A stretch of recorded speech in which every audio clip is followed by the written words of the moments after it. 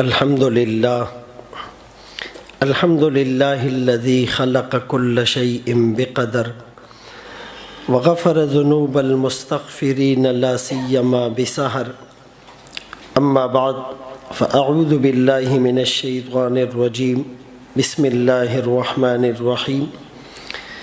والذين جاهدوا فينا لنهدينهم سبلنا. وقال النبي صلى الله عليه وسلم: أنا رحمة مهداة بعثت برفع قوم وبخفض آخرين. صدق الله مولانا العظيم وصدق رسوله النبي الأمي الهاشمي المدني الكريم ونحن على ذلك لمن الشاهدين والشاكرين والحمد لله رب العالمين. کبھی درد کی تمنا، کبھی کوشش مداوا، کبھی بجلیوں کی خواہش، کبھی فکر آشیانہ، اسی کشمکش میں گزری میری زندگی کی راتیں، کبھی ساز و سوز رومی، کبھی پیچ و تاب رازی. انتہائی قابل صد تکریم و تعظیم سامعین اور سامعات، آج کے اس اہم اور ویلیویبل ایشو کے اوپر ہماری یہ نشست یہ ایک کلیدی رول ادا کر سکتی ہے. قرآن کی جو آیت میں نے تلاوت کی اسی تناظر میں ہے کہ وہ لوگ جو سٹرگل کرتے ہیں، ایفرٹس کرتے ہیں، تگ و دو کرتے ہیں، بھاگ دوڑ کرتے ہیں، اپنی صلاحیتوں کو بروئے کار لاتے ہیں، پازیٹیو تھنکنگ ہوتی ہے، تو ان کو ان کی منزل اور ڈیسٹینیشن بھی مل جاتی ہے. اور اللہ نے قرآن میں بالکل دو ٹوک انداز اور الفاظ میں یہ بتا دیا کہ ان اللہ لا یغیر ما بقوم حتی یغیروا ما بانفسہم. اللہ بھی اس قوم کی حالت نہیں بدلتے جب تک وہ خود سے اپنے آپ کو بدلنے کے لیے سٹیپ نہ لے، سٹینڈ نہ لے. تو کشمیر کی جو ہسٹری ہے ڈاکومنٹری کی صورت میں بھی آپ کو اس کا ایک خاکہ بتا دیا گیا. بر صغیر پاک و ہند، پارٹیشن سے پہلے اس ریجن اور ٹکڑے کو کہا جاتا تھا بر صغیر پاک و ہند. تو وہاں پر ایک سازش ہوئی کہ جب مسلمان اور ہندو دو قومی نظریے کی بنیاد پر الگ ہوئے، اور یہ دو قومی نظریہ اٹ از پروون بائی قرآن و سنہ، خلقکم فمنکم کافر ومنکم مؤمن. تو اس وقت کشمیر کو متنازع کر دیا گیا اور غیر منصفانہ تقسیم ہوئی، جس میں ایک مقبوضہ کشمیر جو انڈیا کے زیر اثر ہے، ایک آزاد کشمیر جو اس وقت پاکستان کا حصہ ہے، اور ایک شمالی علاقہ جات. تو یہ کنٹروورسی اس لیے کھڑی کی گئی کہ مسلمانوں کا جو ایم ہے، ایم آف لائف ہے، ان کی جو ڈیسٹینیشن ہے، اس کو ڈسٹرکٹ کر دیا جائے اور ان کو ڈائیورٹ کر دیا جائے، اور وہ ہر وقت ان جغرافیائی مسائل میں الجھے رہے. اسلام کا جو آبجیکٹو ہے لِيُظْهِرَهُ عَلَى الدِّينِ كُلِّهِ، کہ اس کو پوری دنیا پر غالب ہونا ہے، مسلمان اس سے پیچھے ہو جائے. اور اقوام متحدہ نے جب پاکستان اور انڈیا کے مابین مسئلہ کشمیر پر پہلی جنگ ہوئی تو اقوام متحدہ نے ثالثی کا کردار ادا کرتے ہوئے جنگ بندی کی، اس وعدے کے ساتھ، اس شرط پر کہ ہم جلد ہی کشمیریوں کو استصواب رائے کا اور اپنی ثوابدید پر فیصلہ کرنے کا حق دیں گے. اور پاکستان کو یہ بات معلوم تھی کہ کشمیری عوام مکمل طور پر پاکستان کے ساتھ الحاق کرنا چاہتے ہیں، چونکہ آلریڈی وہ پاکستان کے ساتھ ملحق تھے. وہ تو اللیگل ڈاکومنٹس کی بنیاد پر، غیر منصفانہ تقسیم کی بنیاد پر ان کو جدا کیا گیا تھا. لیکن حیرت کی بات یہ ہے کہ اس کو ہم دوغلا پن کہیں، اس کو ہم دوہرا معیار کہیں، اس کو ہم منافقانہ روش کہیں، کہ آج تک اس معاملے پر اقوام متحدہ اپنے اس وعدے کو پورا نہیں کر سکی، جبکہ on the other side Afghanistan, Iraq, Libya, شام، سوڈان، دوسرے ممالک کے اندر اقوام متحدہ کا طرز عمل مختلف نظر آتا ہے. وہاں پر جب ریٹ کو چیلنج کیا جاتا ہے، اقوام متحدہ کے اصولوں سے اور وعدوں سے انحراف ہوتا ہے، تو وہاں ایکشن لیا جاتا ہے. لیکن یہاں پر ان کی طرف سے وہ تیزی وہ نظر نہیں آ رہی. اور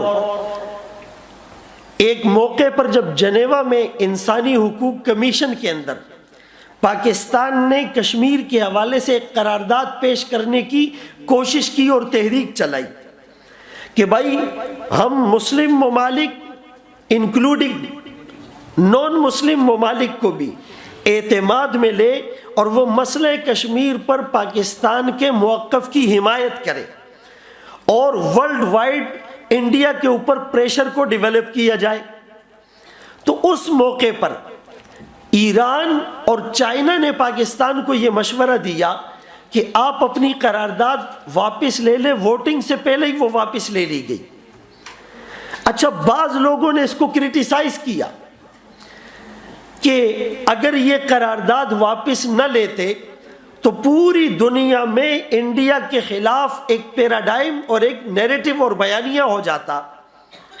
لیکن بعض مبصرین اور دانشور اور تجزیہ نگار یہ کہنے لگے کہ پاکستان نے اس قرارداد کو پاس کرنے کے لیے پوری طرح سفارتکاری کی مہم نہیں چلائی تھی. تو خطرہ یہ تھا کہ اگر یہ قرارداد پیش ہو جاتی تو ناکام ہو جاتی اور پاکستان کو سبکی اور خفت کا سامنا کرنا پڑتا. ڈیٹس وائی ان دو ہمسایہ دوست ممالک نے پاکستان کو ووٹنگ سے پہلے جنیوا کے انسانی حقوق کمیشن میں یہ قرارداد واپس لینے پر مجبور کیا.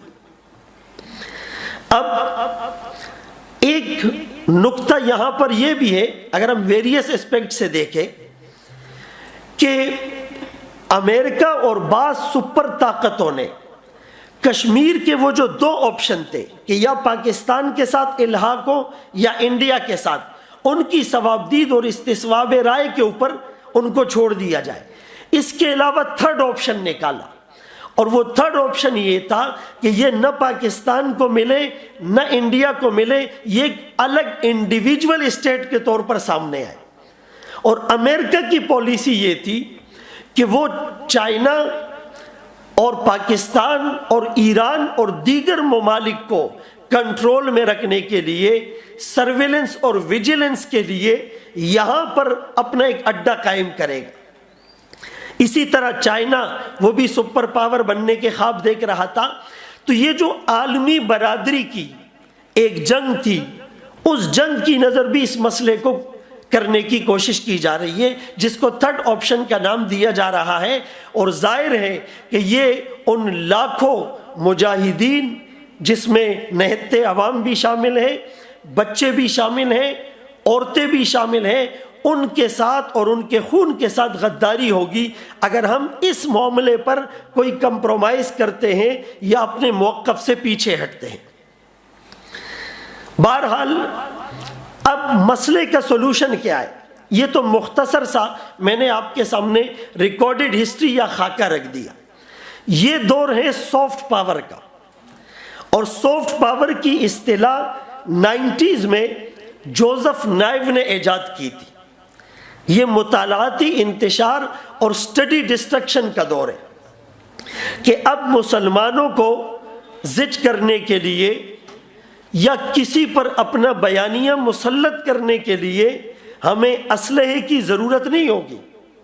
ہم تحریر کے ذریعے، تقریر کے ذریعے، آرٹیکل کے ذریعے، مقالے کے ذریعے، ریسرچ پیپر کے ذریعے، تھیسس کے ذریعے سے، الیکٹرانک اور پرنٹ میڈیا کے ذریعے سے، سوشل میڈیا اور مین اسٹریم میڈیا کے ذریعے سے، کانٹینٹ اور مواد کے ذریعے سے لوگوں کے ذہن سازی، یعنی دوسرے لفظوں میں پرووک کریں گے.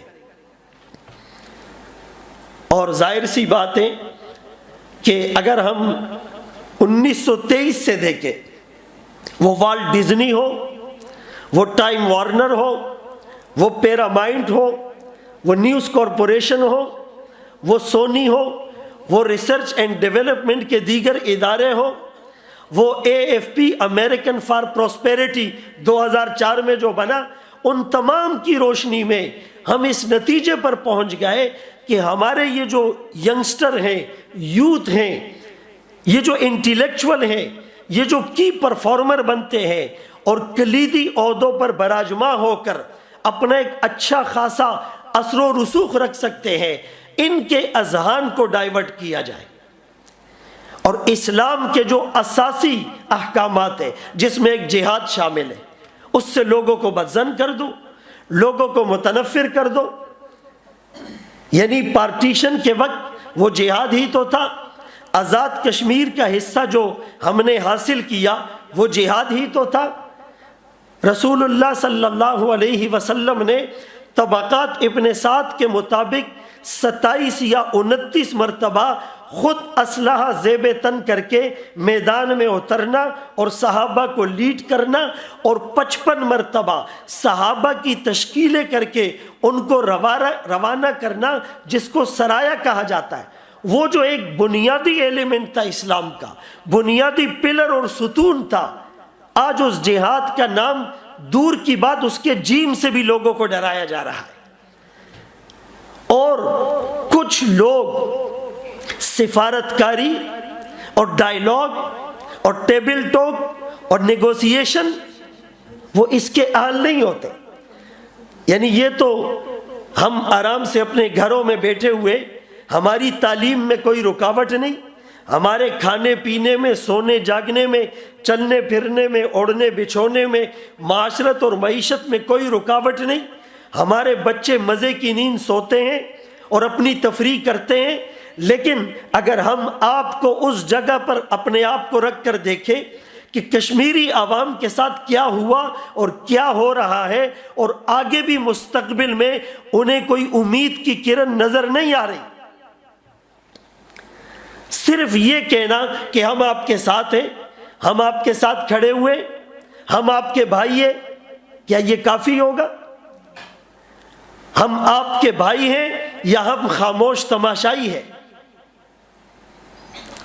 یاد رہے کہ اگر ہم نے اس موقع پر کوئی مضبوط ایکشن نہیں لیا تو یہ سلسلہ یوں ہی چلتا رہے گا. اور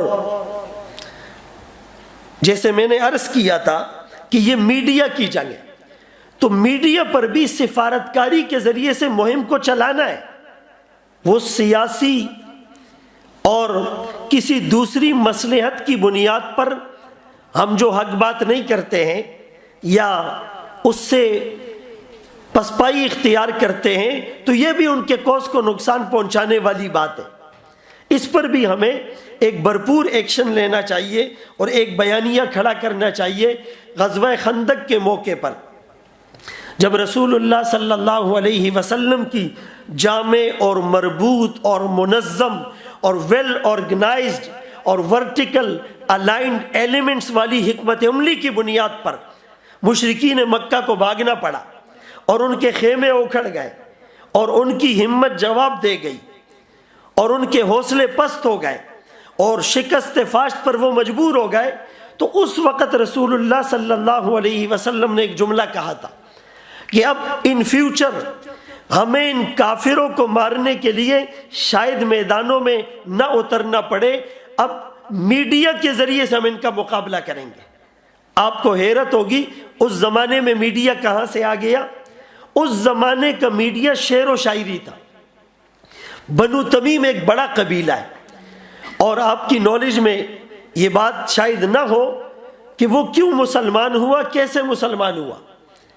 اس کے پیچھے جو پس منظر ہے وہ یہ ہے کہ ان کا ایک وفد اور ڈیلیگیشن رسول اللہ صلی اللہ علیہ وسلم کی خدمت میں آیا اور کہنے لگا کہ ہم مسلمان تو ہو جائیں گے، لیکن پہلے آپ کے شعراء ہمارے شعراء کے ساتھ شعر و شاعری میں مقابلہ کریں،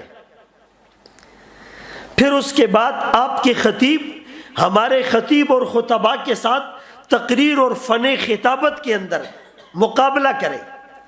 اگر آپ شعر و شاعری اور فن خطابت میں جیت گئے تو ہم بغیر جنگ کے مسلمان ہو جائیں گے۔ یہ ان کی شرط تھی، یہ ان کی ٹرمز اینڈ کنڈیشن تھی۔ تو رسول اللہ صلی اللہ علیہ وسلم تیار ہو گئے۔ آپ نے ایسی جماعت تشکیل دی اور ان کی تیاری کی تھی کہ وہ شعر و شاعری میں، ادب اور بلاغت میں، فصاحت اور علم کلام میں، لوگوں کو متاثر کرنے میں، انداز تکلم اور طرز تخاطب میں جان کر اپنایا ہے انداز بہت شوخ، شاید کہ اتر جائے تیرے دل میں میری بات۔ وہ اس کے مصداق تھے۔ لفظ تاثیر سے بنتے ہیں، تلفظ سے نہیں، اہل دل آج بھی ہے اہل زباں سے آگے۔ انہوں نے اپنے دلوں پر محنت کی تھی، تو وہ تیار ہو گئے۔ ایک ان کا شاعر کھڑا ہوا اور اس نے فصاحت اور بلاغت کے جوہر دکھلائے۔ اس کے بعد حسان ابن ثابت رضی اللہ عنہ مسلمانوں کی طرف سے کھڑے ہوئے دائس پر آئے اور انہوں نے شعر و شاعری کی اور کمال کی فصاحت اور بلاغت، اور الایجاز اولا من الاطناب جو مختصر المعانی کے اندر ایک اصول ہے، اس کے مطابق ایسی ریلیونٹ بات کی اور اس کانفیڈنس کے ساتھ کی اور اتنے دلائل کے ساتھ ویلڈ بات کی کہ ان کو اپنی شکست تسلیم کرنی پڑی۔ پھر ان کا خطیب کھڑا ہوا اور اس نے خطابت کے جوہر دکھلائے، اور پھر ثابت ابن قیس رضی اللہ عنہ، یہ وہ صحابی رسول ہے کہ جو بہت بڑے خطیب تھے، اور خطیب کی آواز میں بڑی پاور ہوتی ہے، بڑا دبدبا ہوتا ہے، بڑے دبنگ انداز سے وہ بات کرتا ہے جو بھی خطیب ہوتا ہے۔ تو جب قرآن کریم کی 26ویں پارے کی سورہ حجرات کی آیات نازل ہوئی، لا ترفعوا اصواتکم فوق صوت النبی، کہ اے ایمان والو اپنی آوازیں نبی کی آواز سے اونچی نہ کرو۔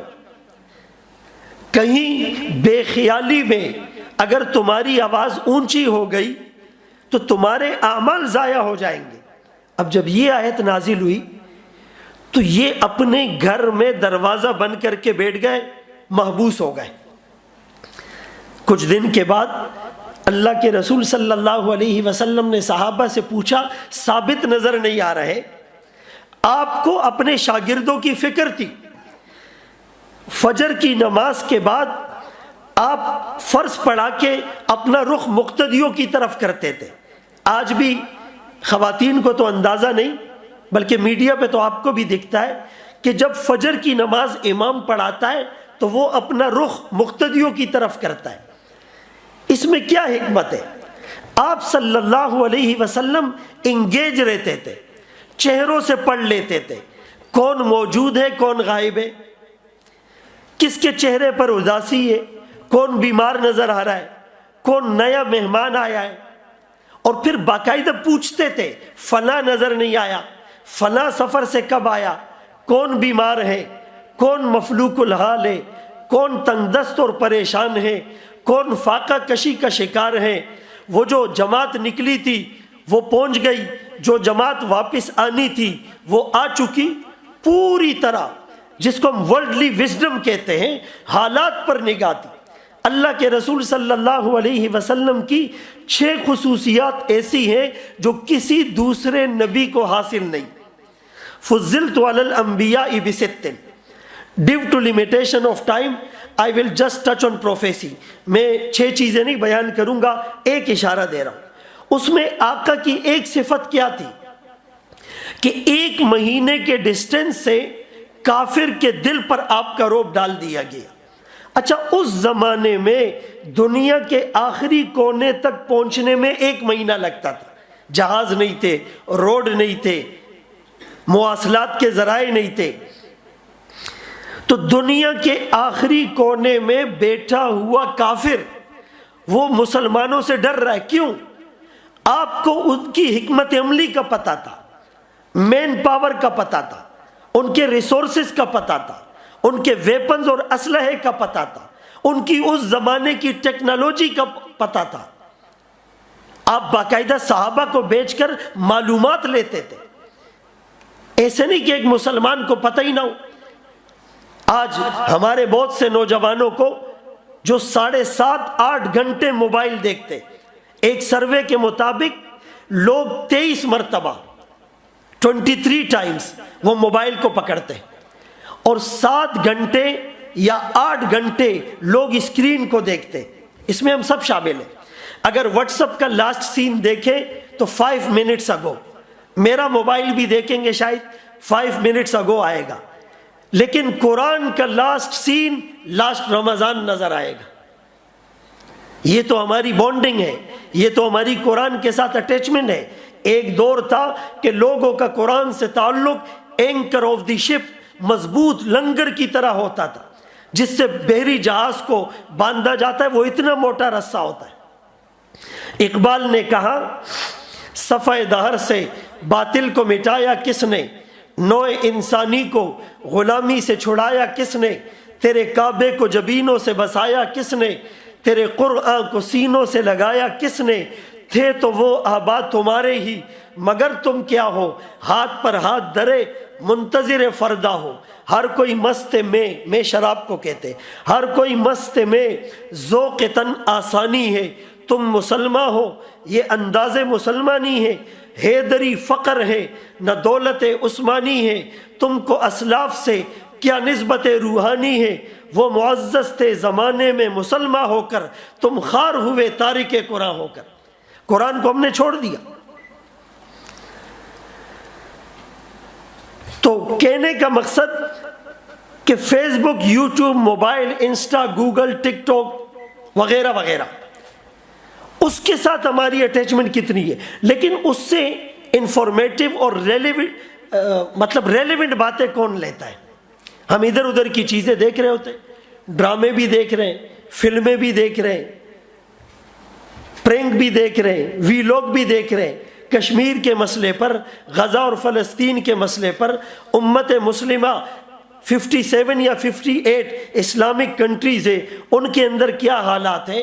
پاکستان کے اندر آئین اور کانسٹیٹیوشن قرآن و سنت سے کیسے کنفلکٹ کر رہا ہے، اور ایتھیزم کیسے پھیل رہا ہے، اور لبرلزم اور انارکزم اور مارکزم کی کون کون سی صدائیں گونج رہی ہے، اور ہماری ینگ جنریشن یہ کہاں پر جا رہی ہے، اور ماں باپ کی نافرمانی کا عنصر بڑھ رہا ہے، اور لوگ علماء سے بدظن ہو رہے ہیں، اور مدارس سے متنفر ہو رہے ہیں. اور یونیورسٹیز کا مقصد کیا ہے؟ میں خود چونکہ یہاں کا پڑھا ہوا ہوں، اور ابھی جب میں انٹر ہو رہا تھا تو مجھے وہ پورا منظر سکرین پر ذہنوں میں گھوم رہا تھا، ریکال ہو رہا تھا کہ 2009 میں، یعنی تقریباً 16-17 سال پہلے ہم یہاں طالب علم بن کے آتے تھے. تو یہ میرا مادر علمی ہے اور مجھے اس سے ایک خاص اور گہرا تعلق ہے. تو اگر کوئی سوال کرے کہ یونیورسٹیز کا مقصد کیا ہے، صرف ڈگری ایشو کرنا، صرف گریجویٹ بنانا، اس ڈگری کی بنیاد پر آپ کو اچھی جاب کا مل جانا؟ نہیں، اس کا مقصد کہ ذہن سازی ہو، کردار سازی ہو، افراد سازی ہو، تاریخ کے صفحات کو بدلنے والے انسان پیدا ہو، انسانی معاشرت پر گہرا اثر رکھنے والے معتدل ناصحانہ سوچ والے افراد ہو، ویژنری لوگ ہو، مشنری لوگ ہو. بھائی ویژن، اگر میں کسی سے سوال کروں کہ ویژن کو اردو میں کیا کہتے ہیں، جی نظریہ، جی، اور ملتا جلتا جواب ہے. اصل تو ویژن کہتے دیکھنے کو، ٹیلی ویژن. ویژنری کا مطلب عربی میں ہوتا ہے دیدور، बसीरत, गुड। एक होती है बसारत, आंखों से देखना, एक होती है बसीरत, दिल की आंख से देखना। वो जो इकबाल अजीम साहब ने नात लिखी है ना, कौन सी? बसारत खो गई लेकिन बसीरत तो सलामत है, मदीना हमने देखा है मगर। अब ये जो बसीरत होती है ना, ये विजनरी होता है। इकबाल मरहूम ने क्या कहा? हजारों साल नरगिस अपनी बेनूरी पे रोती है, बड़ी मुश्किल से होता है चमन में दीदवर पैदा, बड़ी मुश्किल से होता है चमन में विजनरी पैदा। अगर मैं सवाल करूं कि ख्वाब किसे कहते हैं, आप कहेंगे जो सोते में देखा जाए। नहीं, ख्वाब वो होता है जो सोने न दे, जो एक आग लगा दे, एक कुड़न पैदा करे, एक मोटिवेशन हो, एक इंस्पिरेशन हो, एक तहरीक हो, एक तरगीब हो, एक तक़वियत हो, एक ताईद हो, एक जज्बा हो, एक वलवला हो, ज़ौक़ और शौक़ हो, लगन और मगन हो। न जाने किसकी लगन किसकी धुन में मगन, जा रहे थे कि मुड़ के भी देखा नहीं, हमने आवाज़ पे उनको आवाज़ दी, फिर भी कहते हैं हमको पुकारा नहीं। बात फूलों की होती तो सह लेते हम, अब तो कांटों पे भी हक हमारा नहीं। जब भी अहले चमन को ज़रूरत पड़ी, खून हमने दिया, गर्दने पेश की, फिर भी हमसे ये कहते हैं अहले चमन, ये हमारा चमन है तुम्हारा नहीं। विजन, यूनिवर्सिटीज़ का मकसद आज से हम नियत कर लें, और just thinking about something causes your mind to release neurotransmitters। जब हम पॉजिटिव थिंकिंग करते हैं तो प्रोटॉन हमारे जिस्म में वो एक्टिवेट होते हैं, और इसी को हदीस पाक में दोनों जहानों के सरदार, आमना के लाल, अब्दुल्ला के नूर नज़र, मक्का के दुर्रे यतीम, सरवर कायनात, शाफ़िए महशर, वजह कायनात, अफजलुर रसुल, सय्यदुल अंबिया, सय्यदुल अत्किया, इमामुल मुजाहिदीन, इमामुल मुबल्लिगीन, वाला आली कमाली जमाली नवाली अताई सनाई बयानी शानी कुरानी मुहम्मदिन, मुनव्वर मुताहर मुअज़्ज़ज़ आला अरफा अकमल और कामिल नबी ने उस वक़्त कहा था इन्नमल अअमालु बिन्नियात, अमल का दारो मदार। और फिर फरमाया नियतुल मुमिन खैरुम मिन अमली, मोमिन की नियत उसके अमल से बेहतर है, और नियत पॉजिटिव थिंकिंग को कहते हैं। तो ये सारी चीजें कुरान और हदीस से हमें मिलती। एक दफा हम एक यूनिवर्सिटी में थे, तो एक मोटिवेशनल स्पीकर कह रहे थे कि भाई एमबीए में हम आइडा का एक रूल होता है, आपको तो पता होगा, एमबीए के है कोई स्टूडेंट? हाँ, आइडा का मतलब जैसे ए से तो सबसे पहली अटेंशन, जब आप कोई बड़ी बात अनाउंस करने जाते हैं तो आप लोगों को मुतवज्जे करते हैं, ए से अटेंशन, आइडा से इंटरेस्ट, फिर इंटरेस्ट डेवलप करते हैं, जब लोग मुतवज्जे हो जाए तो उनको इंटरेस्ट बताते हैं, और फिर डी से डिजायर कि तुम्हें मिलेगा क्या, लास्ट में वो एक्शन के लिए तैयार हो जाता है। अच्छा, मैं अक्सर ये बात करता हूँ, हम मौलवी जब उलमा बात करते हैं, मैंने चूँकि कराची यूनिवर्सिटी से भी पढ़ा, इंडस से भी पढ़ा, मुख्तलिफ टीवी प्रोग्राम्स में, रमज़ान ट्रांसमिशन में भी आना होता है, तो हम जब कभी किसी को कहते हैं ना कि जब कोई नई बात मार्केट में आए, आजकल तो नई प्रोडक्ट्स मार्केट में आ रही है ना, वो चाहे चीज़ों की सूरत में हो या इंसानों की सूरत में हो, तो हर चमकती हुई चीज़ सोना, जो दो चार अच्छे बोल बोले, आप कहते ये तो बड़ा एलिगेंट स्पीकर है और आप उसको फॉलो कर लेते, लेकिन बाद में पता चलता है कि वो तो आपको प्रोवोक करने के लिए मार्केट में लाया गया था। तो हम कहते कि पहले आप देखें कि इसकी रिकॉर्डेड हिस्ट्री क्या है, ये कुरान और हदीस से कितनी रेलेवेंट बात कर रहा है। तो मुझे किसी ने कहा कि जी ये मौलवियों ने तो इस्लाम का और तरक्की का रास्ता मजदूद किया है, आप कहते हर एक को ना सुनो, यूरोप तो सबको सुनता है। मैंने कहा यूरोप भी सबको नहीं सुनता है। दी 100 किताब किसी को पता है किसने लिखी है? दिया, हमारे नबी को दिया सल्लल्लाहु अलैहि वसल्लम। अच्छा, दूसरा नंबर भी ईसा अलैहिस्सलाम को नहीं दिया, दूसरा नंबर उसने آئزک نیوٹن کو دیا ہے. اور آئزک نیوٹن کا مشہور جملہ کیا ہے کہ if I have seen further it is by standing on the shoulders of giants. کہ میں نے جو ترقی کی ہے اور ترقی اور کامیابی کی شاہراہوں پر جو میں آج قدم رکھ رہا ہوں، یہ اپنے بڑوں کے کندھوں پر چڑھ کر آیا ہوں، ان سے استفادہ کر کے آیا ہوں. آج بھی آپ یورپ کی یونیورسٹی میں جب تھیسس کے لیے اپنا کوئی موضوع دیتے ہیں، کوئی آرٹیکل پیش کرتے ہیں، تو وہ آپ سے پوچھتے ہیں کہ اس موضوع پر جن لوگوں نے ورک کیا ہے آپ نے اس کو اسٹڈی کیا ہے؟ آپ کہیں گے نہیں. وہ کہیں گے پہلے جا کر وہ اسٹڈی کریں، then you are allowed to go. اس کے بعد آپ آگے جا سکتے ہیں. تو اسلام بھی یہی کہتا ہے کہ سب سے پہلے قرآن، پھر حدیث، پھر اجماع امت، پھر اکابر اور اسلاف، مفسرین، محدثین، متکلمین، صوفیاء، حکماء، جنہوں نے اسلام کو سمجھا ہے اور اللہ کے رسول صلی اللہ علیہ وسلم کے زمانے کے وہ قریب ہیں. ہم ان لوگوں سے اپنی اٹیچمنٹ اور وابستگی کو آگے بڑھائیں. میں کون سی بات کر رہا تھا ختم کرنے کے اس میں تھا، لیکن بات دوسری طرف نکل گئی. جی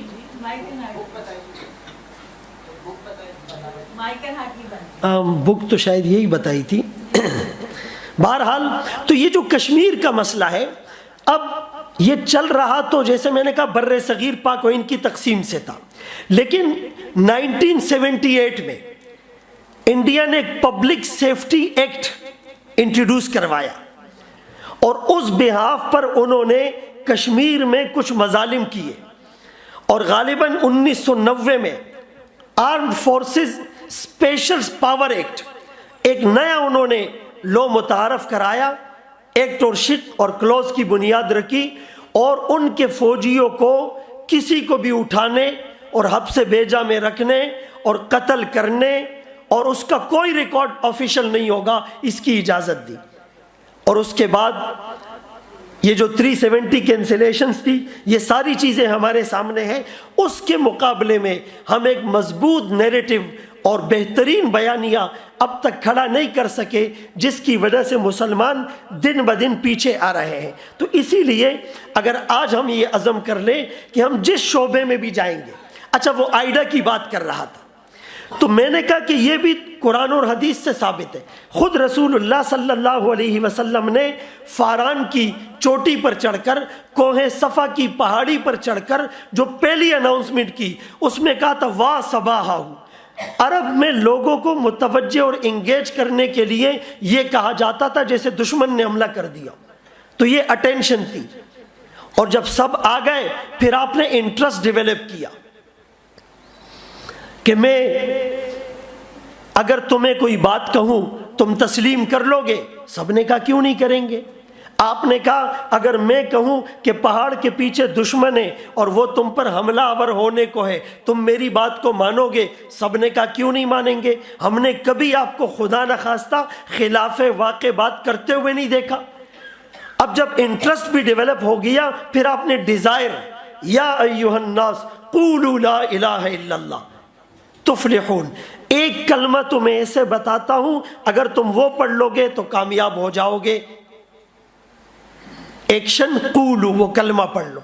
تو بہرحال اگر ہم علماء کے ساتھ ان ٹچ رہیں گے اور دینی کانٹینٹ کا مطالعہ کرتے رہیں گے، اور جغرافیائی حالات، معروضی حالات، سیاسی حالات، معاشی حالات، معاشرتی حالات، اقتصادی حالات، قومی حالات، بین الاقوامی حالات سے باخبر رہیں گے، حالات پر گہری نگاہ رکھیں گے، اور اپنی نسل نو کے ایمان اور ان کے عقیدے اور مشرقی اقدار اور مسلم آئیڈینٹی کو برقرار رکھنے کے لیے اپنا رول پلے کرتے رہیں گے، تو ہم بہت جلد کامیابی کی منزل کو چھو لیں گے، پا لیں گے. آتی ہی رہے گی تیرے انفاس کی خوشبو، گلشن تیری یادوں کا مہکتا ہی رہے گا. وآخر دعوانا ان الحمد للہ رب العالمین.